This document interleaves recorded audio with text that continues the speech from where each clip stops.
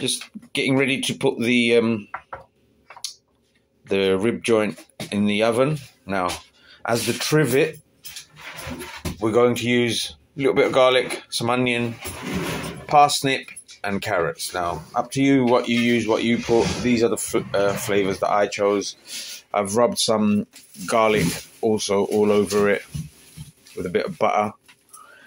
We're going to sear it at the end, so we're doing what's called a reverse sear on this. So cooking it for about 3.5, maybe even up to 4 hours, because it's a very large joint. And this is going to be the vegetables that are going to go underneath. Now, they might need to be taken out before the meat is cooked, because obviously this is a lot smaller than that, but this is what's going to go in the tray, at the bottom of the tray. And then we're just going to whack it in the oven. Now, the oven I've preheated to gas mark 5. So gas mark 4 or 5. It's going to be in there for about 4 hours. Then I'm going to rest it for a solid hour. Then it's going to go in, whack the oven up onto full heat, and sear it for about 10-15 minutes. Right, so there, as you can see, is my trivet. I have used these banana shallots, carrots, one bulb of garlic just sliced in half, and some parsnip. Joint is going to go on top, and we're going to put that in the oven.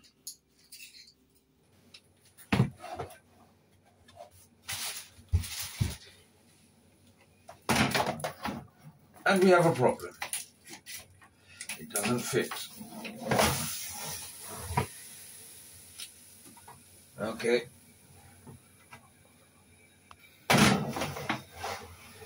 Take 2. Okay, I know how this is going to have to be done. Yalla. And that is our joint after a lot of jiggery and pokery and moving about in the oven. And here we have our mountain of tatties. These are going to be parboiled in cold water. Start off with cold water, bring it up to the boil. Once it's come to the boil, 6 to 10 minutes.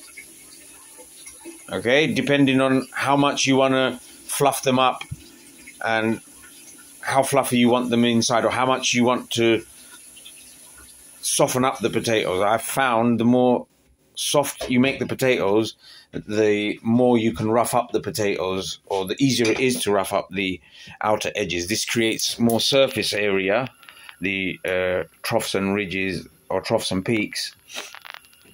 This is what gets crispy. So cold water and potatoes, let's get them parboiled. So potatoes been parboiled. I chose to do them for 8 minutes. I season the water.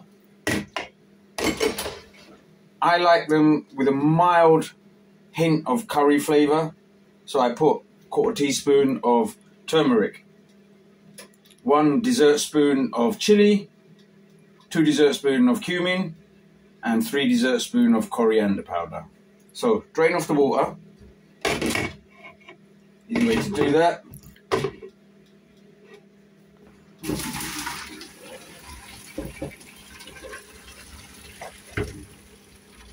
Be careful not to scald yourself. Perhaps I should have covered my bare forearm. But yeah. Drain off all the water.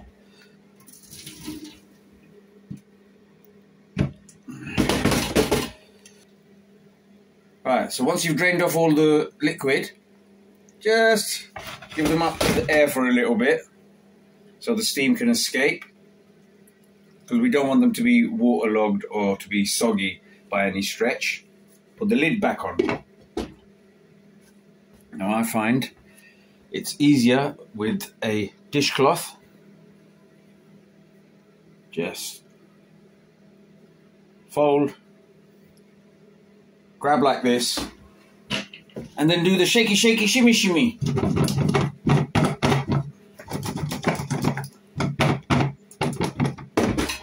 What you want is your potatoes roughed up and fluffed up around the edges like that. This will give it a nice, crisp texture.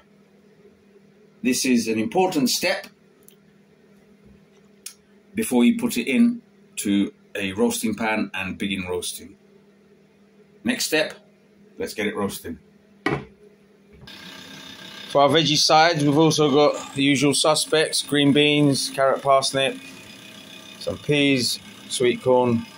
Just do them up ahead of time and then reheat when you're ready to eat. Alright, the vegetable sides, I'm having to batch cook them. The air fryer, got a dual zone air fryer. It's an absolute godsend. It does things super fast. So there's one lot in here, another lot in here. Now what I've done to enable speedier cooking, it comes with a trivet, which I've taken out of both air fryers, or both compartments. Put some oil in at the bottom. Don't need much. And then just sprayed some oil over the top of the potatoes, and they're roasting away in there. Once those two are done, put them in a separate dish, or in a roasting dish, and going to put the next batch in. And once the meat is done and it's resting, we can get everything ready together and on time. Now peas don't take long to cook, so let's turn the heat down. We've got sweet corn in there. That can all be turned off. Peas, I hate overcooked peas. So once it comes to the boil, 2 minutes at the most, simmer time, and then turn it off, transfer to a container, and then just reheat when it needs to go to the table, and add your butter. Alright, so vegetables, peas and sweet corn done. Drain off the water.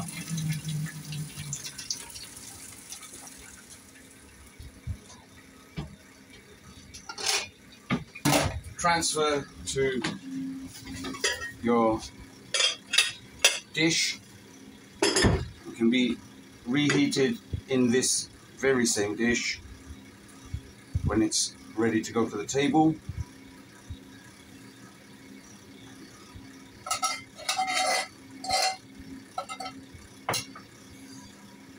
Cover, reheat, and then add butter, and it's done. Now, when making roast potatoes in the air fryer, they do need turning over. So, as you can see, things happen very quickly in the air fryer. It's very convenient. So, turn them over as and when required. Let's add a bit more time to it. There we go. Right, so we're making, with the leftover bits of meat, or the offcuts, we're going to be browning that in the pot. Add some carrot, onion and celery, or mirepoix if you like. Now you don't have to get this finely chopped, a rough chop is fine.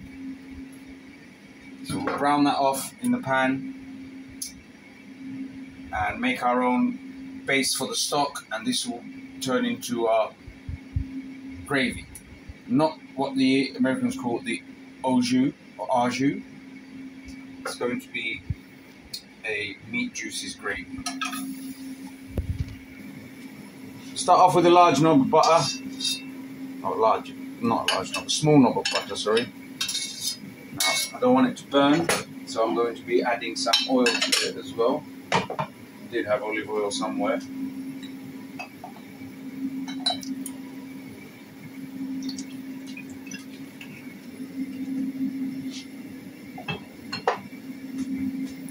Add our meat.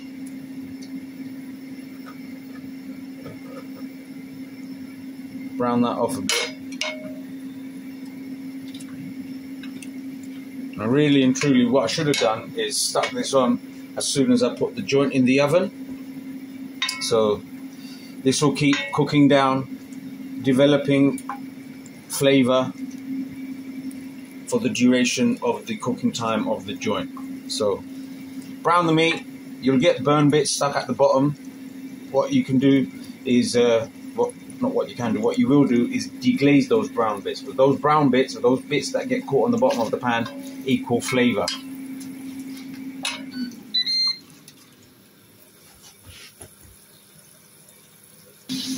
Right, as you can see, these, what some people might refer to as burnt bits on the side and bottom of your pan, these bits are what adds flavor. So vinegar, stock, or even water will help deglaze it.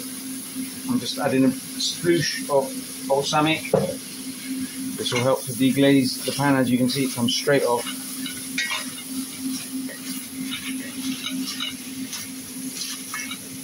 Okay, so what we've done is put another knob of butter in there, and I've put in a couple of dessert spoons of flour. So it's like a roux base, if you like. Yeah. This will help thicken your gravy. Now, it would have been nice to add some tomato paste. Don't have it, so I'm adding 1 tomato. This will help to improve the depth of flavor.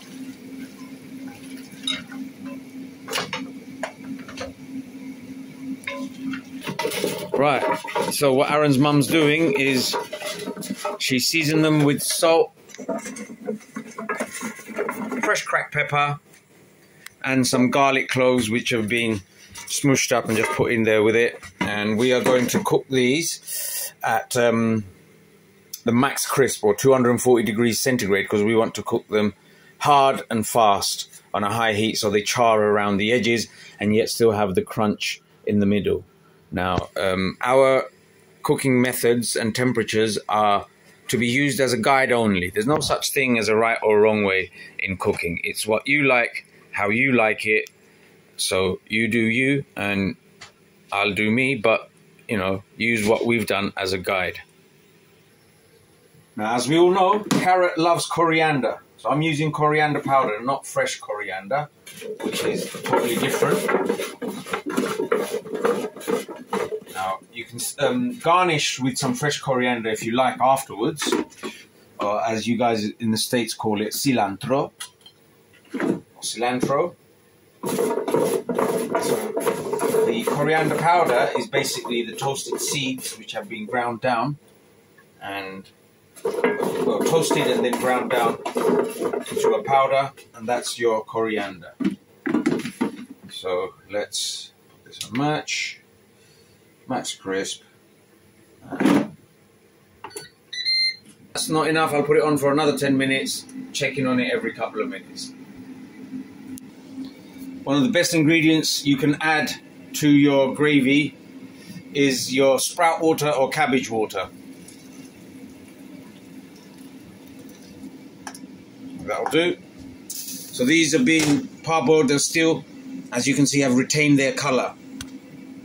Even that probably I've left it a bit too long, but I like vegetables to still have their colour. I don't want them grey or to go a dark pastel green. You want the brightness.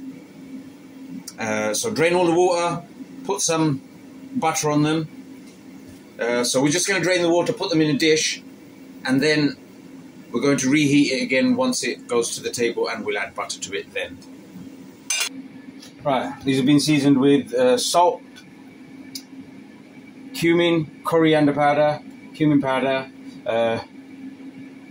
vegetable oil, and a splash of balsamic vinegar, and that's it.